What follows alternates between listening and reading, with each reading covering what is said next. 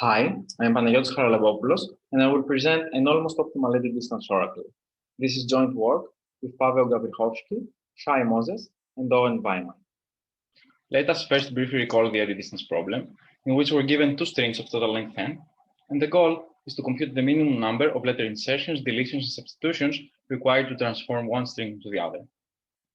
Here's an example, and as we can see, x can be transformed into y using a letter substitution, a letter insertion, and a letter deletion.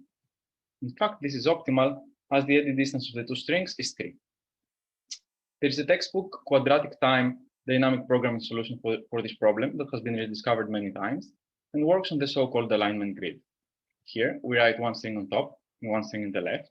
We have horizontal and vertical edges of weight 1 corresponding to deletions and insertions of letters respectively, while the weight of each diagonal edge depends on whether the corresponding pair of letters match or not. If they do match, it has weight 0, and if they do not, it has weight 1 and corresponds to a substitution. The eddy distance of the two strings is then the length of the shortest path between the top left corner of the grid and the bottom right corner. Here, in the shown shortest path, the edges highlighted in red correspond to the edit operations required to transform x into y. Several works improved the complexity of the quadratic time solution by polylogarithmic factors, and the lack of further progress in this problem was explained by a lower bound, saying that unless the strong exponential time hypothesis fails, we cannot hope for a strong list of quadratic time algorithm. Let us now focus on the version of the problem that we consider, the oracle version. Here again, we're given two strings x and y of total length n, and the goal is to preprocess them so that we can efficiently then answer the following type of queries. Given a substring of x and a substring of y, compute the eddy distance of these two substrings. In other words, given a vertex u and the vertex v in the alignment grid, compute the length of a shortest u to v path. Let us now state previous work on this problem and our results. For convenience, we'll measure the efficiency of the presented data structures in terms of capital N, which is the size of the alignment grid, essentially. So first of all, Fiskin considered some restricted variants of the problem and presented near optimal data structures using his efficient mean plus multiplication algorithm for simple unit Mons matrices. Then, Sakai, building on Fiskin's work, presented a data structure that can be constructed in linear time and answers queries in root n time. Now note that the alignment grid is a planar graph. We can thus use as a black box a distance oracle for arbitrary planar graphs. Using the state-of-the-art oracle of Long and Petty, we achieve an eddy distance oracle that answers queries in nearly constant time, occupies almost linear space in the size of the alignment grid, at the expense of increasing the preprocessing time to roughly n to the 3 halves. So what do we saw? We saw that we can essentially achieve the best of both worlds. We saw an oracle with nearly linear preprocessing time, almost linear preprocessing time, almost linear space, and nearly constant query time. We do this by specializing recent techniques for planar distance oracles and exploiting the structure of the alignment grid. A nice aspect of our work is that our data structure is simpler and easier to understand than the planar distance oracles, but still conveys many of the high-level ideas for those. One may now ask whether this result is optimal. First of all, let us note that the conditional lower bound for eddy distance that we saw before implies that the preprocessing time, the sum of the preprocessing time and the query time must be at least capital N, or cannot be strongly sublinear in N unless F fails, as just computing the eddy distance of two strings reduces to computing our oracle and asking a single query. So we cannot significantly improve the preprocessing time. But how about space? So we saw a simple lower bound conditional on the strong set disjoinous conjecture, saying that any data structure with query time t cannot use space much smaller than n by t squared.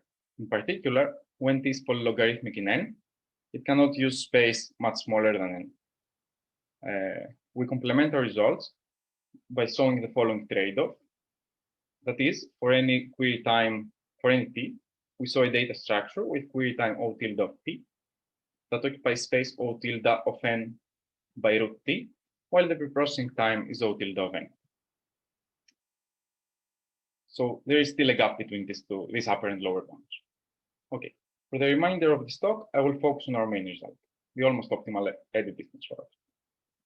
Let me start with some preliminaries, and in particular, the multiple source shortest paths data structure of Klein for planar graphs.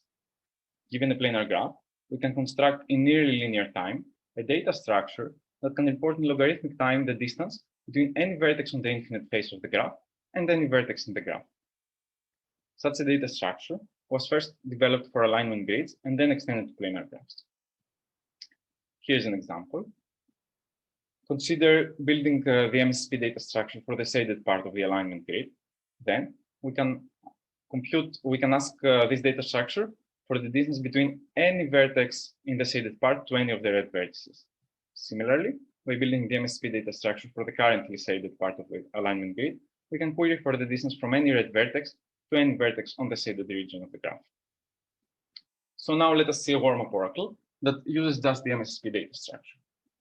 Here's our alignment grid, and let us split it into pieces that are roughly square, and each of them consists of theta of r vertices for some parameter r. Now, for each piece P, we denote a set of boundary vertices like this, and by boundary I mean the vertices that are shared with other pieces, in particular the red vertices for the piece that they enclose. Okay, and notice that each piece has theta root r boundary vertices. What do we store? For each piece P, we store an MSSP data structure for P, and we call this an internal MSSP. And we store an external MSSP for what lies outside of P.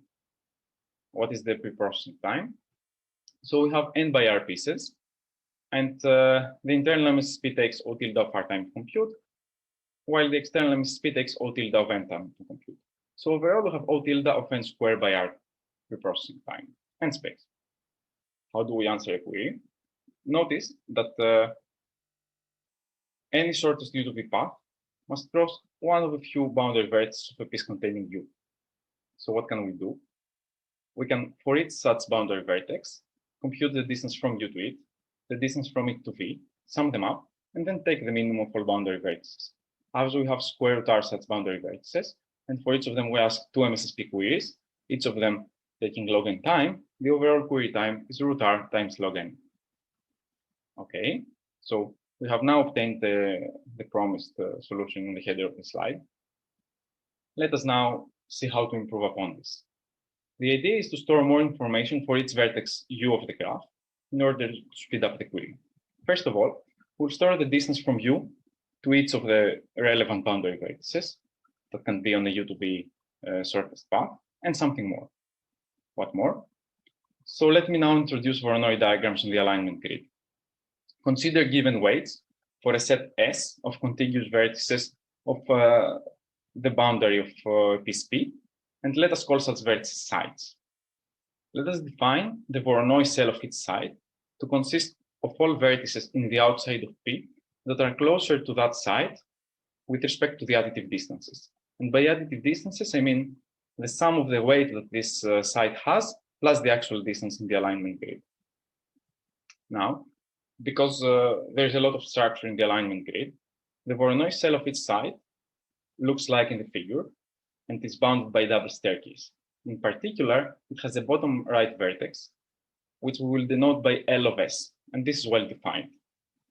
And the representation of a Voronoi diagram will consist just of the set of last vertices, and their mapping to the sides.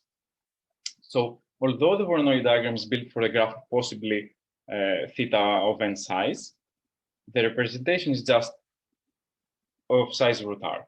So overall, as we build the Voronoi diagram for each vertex, the total space occupied by such Voronoi diagrams will be n times root r. Now let us see how such Voronoi diagrams can help us. Given the node U, this is Voronoi diagram, and this is the representation we store for it. Consider now a vertex V, and suppose that we want to answer a distance query from U to V. We will see how to efficiently compute two candidate sides such that the shortest U to V path is guaranteed to pass from one of those sides. Let us consider the shortest path from each side to the last vertex in its Voronoi cell. All we have to do is find the two such shortest paths that sandwich V. As shown in the figure here, it is red and blue. How can we do this? Notice that we never store such shortest paths explicitly. However, we implicitly have them in our MSSP data structure. And let me clarify what I mean by this.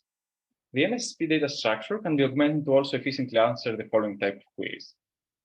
Given the shortest path and the vertex V, decide whether V is left or right of such a shortest path.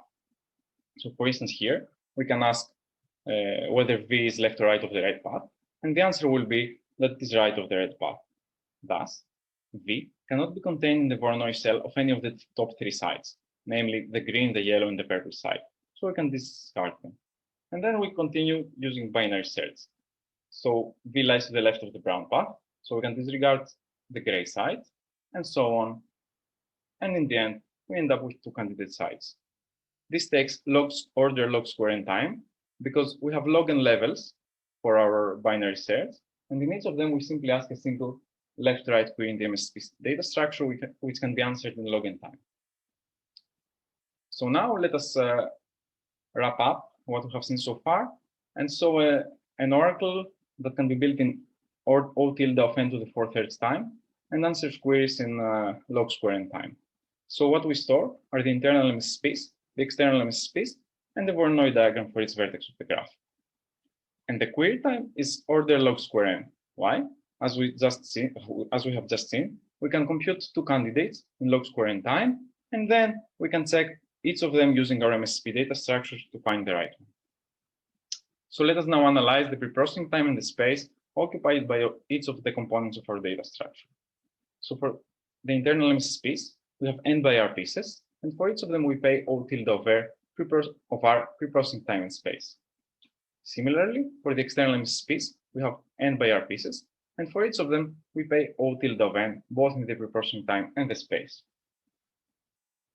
What about Voronoi diagrams? We have n of them, as we store one for each vertex, and for each of them, our representation consists of root r information. Hence, the space is n times O of root r. But what about pre-processing time? So what we next saw is how to construct each Voronoi diagram in time roughly proportional to the number of sites. Thus, the total pre-processing time is O tilde of n squared by r plus n times root r. By setting r to be n to the 2/3, we get the promised complexities. So now let us see how to efficiently construct each Voronoi diagram. We will solve how to reduce the computation of each Voronoi diagram to a number of site to vertex distance queries roughly linear to the number of sites. Recall that our aim is to compute for each site the last vertex of its Voronoi cell. We will do so using the following auxiliary operation. Given a rectangular region of our graph, we'll be able to efficiently decide whether it contains the last vertex of any Voronoi cell. Here is such a rectangular region, and we'll be able to do so by just looking at its boundary. Suppose that we can efficiently compute the following two sets.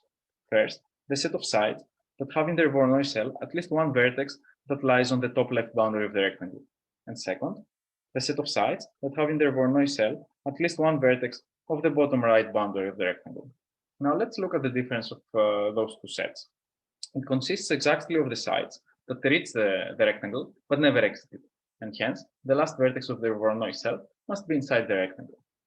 Now, we'll next show how to decompose the boundary of this rectangle using a number of site to vertex distance queries nearly linear to the number of sites, and we'll do so via binary search. Here's an illustration of top left and our sites, and what do we know? We already know that its color appears in a contiguous interval, and further we know the order of those intervals as it must be compatible with the order of the sites in the boundary of the piece P. What will we do? First, we'll ask S distance queries in order to compute the color of the middle vertex of this line segment, one from each side.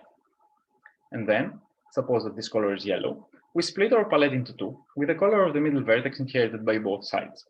We keep going for log n levels, where n is the length of this line segment. Now let us observe something. Here we have found that both this and this vertex are colored yellow. What does this mean? This means that as its color appears in a contiguous interval, all vertices between them must also be colored yellow. Hence, in particular, in every level, its color is active in at most two intervals. This yields that the algorithm makes at most 2 times the number of sites times log n queries. This already yields an algorithm that uses a nearly quadratic number of site to vertex distance queries. How so? We firstly compute we first decompose the graph into two rectangles, and then we'll recursively zoom into rectangles that contain the last vertex of some Voronoi cell. How so? So here is a rectangle, and we know that it contains some last vertex. We split in two, and we zoom into both sides. I will show only the side which actually does contain a last vertex, and we keep going until we reach a constant size piece. When we reach such a piece, we simply compute the color of each such vertex and compute the last vertex that lies there. Okay, why is this a quadratic number? So recursion ends into O of S such constant size pieces. So overall, we consider O of S rectangles. And for each of them, we pay a nearly linear number of side to vertex distance queries. So now we want to remove this quadratic dependency and only have linear dependency. And we'll do this by disregarding irrelevant sides in the recursion. So again, here's a rectangle. Which sides can we disregard? First of all, in general, we can disregard sides whose cells do not touch the rectangle at all. For instance, the blue side, number 3. And this will not alter at all the restriction of the Voronoi cells inside the rectangle. Second, suppose that we have 3 sides that enter and exit the rectangle next to each other. Then we claim that we can remove the middle one. Why? So let us look at the brown side, number 2. Observe that red, brown, and gray enter and exit next to each other. If we remove side number 2, what will happen to its Voronoi cell? It will just be eaten up by red and gray. And suppose that we have already removed blue. Hence, the Voronoi cell of the green side, which is the one that we're interested in this rectangle, will remain unchanged, and no new last vertices will be created. Thus, this is a safe removal. Hence, in this rectangle, we'll consider a number of sides proportional to the number of last vertices it contains, and this is sufficient to yield the claimed bound. Okay, let us wrap up what we have seen up to now. We store internal space, external space in Voronoi diagrams, and here are the proportioning time and the space complexities. Let us observe that on the one hand, we would like to decrease piece sizes because this would make Voronoi diagrams cheaper. On the other hand, if we do so, we'll store external space, each of which takes O tilde of n proportioning time and space for more pieces. And this is a bottleneck in our approach. So we next saw how to achieve almost optimality using recursion. For simplicity, we will see a two-level approach, which I will then explain how can be extended. So let us consider small pieces of size small r and large pieces of size capital R. For each small piece, we store an internal MSSP, and over all of them, this yields O tilde of n proportioning time. Then we store external MSSPs, but restricted to the large piece containing them. Hence, the proportioning time is capital N by small r, as we have these many small pieces, times O tilde of capital R, as this is the size of each of the graphs for which we build an MSSP for. And then, for large pieces, we store both internal and external MSSPs. Note that as we will have fewer such large pieces, we can afford to store these external MSSPs. And we get the stated proportioning time, which is identical to before. Okay, then, for each boundary vertex of each small piece, we store a Voronoi diagram with respect to the outside of the large piece containing it. As we already know how to answer distance queries from sides to any vertex in the graph, using the external MSSPs of large pieces, we can build such Voronoi diagrams efficiently, namely in time roughly proportional to their size. And as we have n by square root of small r of them, we get this times O tilde of root capital R proportioning time. Then, for every vertex in the graph, we will store a Voronoi diagram with respect to a small piece containing it. And the crucial point here is that we already know how to answer side to vertex distance queries. Why? Because for each of the sides of such a Voronoi diagram, we have already stored a Voronoi diagram for the outside of the larger piece that contains it. And we have the relevant MSSPs that allow us to answer distance queries. Hence, we can also build such Voronoi diagrams in time roughly linear in their total size. So we have n of them, and for each of them, we pay O tilde of root r time to build it. Let me mention here a technical point. Before, we were using external MSSPs of small pieces in order to reduce our distance query to 2 candidate sites. Now we don't have such external MSSP queries, so we have the following workaround.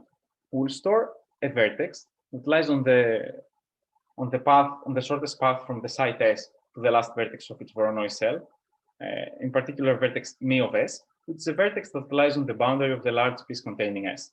Then, depending on where V is, we will use one of the 2 MSSP data structures that we have for the large piece or for the outside of the large piece in order to answer whether V lies to the left or to the right of such a path.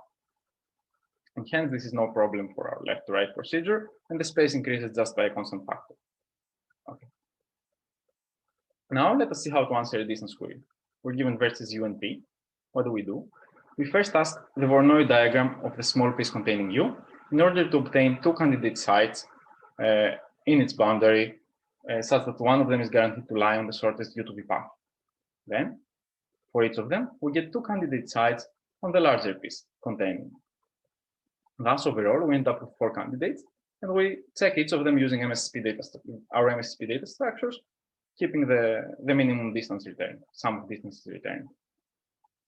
Overall, the total preprocessing time for our data structure is O tilde of capital M times root small r plus capital R by small r plus n by capital R.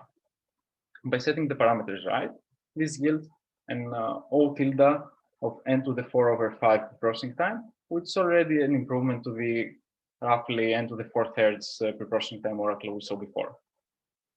Now, using t levels of recursion instead of just 2, with piece sizes from R1 up to RT, we get query time O tilde of 2 to the t. Why? We start with a smaller piece, we get 2 candidates, and then we get 4 candidates in the larger piece containing it, and then 8, and so on. So the query time is O tilde of 2 to the t. What about the space? The space is n times the sum of the ratios between Ri plus 1 and Ri over I. And what about the preprocessing time? So first of all, note that the preprocessing time of each MSSP data structure is linear with respect to its space. So let's not consider that. How about the Voronoi diagrams? The construction of each Voronoi diagram is reduced to a number of site to vertex distance queries, roughly linear in the number of the sites.